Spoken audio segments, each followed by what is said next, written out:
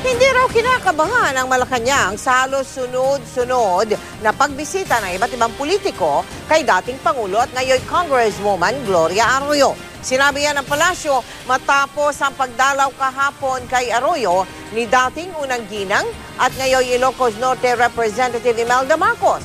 Ang sabi ng palasyo, karapatan naman daw ng mga politiko na bumisita kay Arroyo.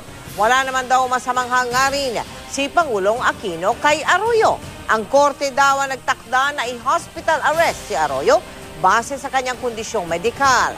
Sinabi kasi kahapon ni Marcos na hindi raw makatao ang pagtrato kay Arroyo.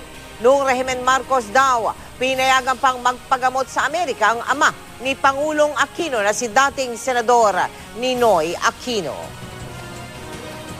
Inhuman talaga kasi itong lalong parang lumalala yung kanyang sakit sa buto. Awang-awa ko dito, hindi pa naman convicted Wala namang masama sa kanilang ginawang pagdalaw.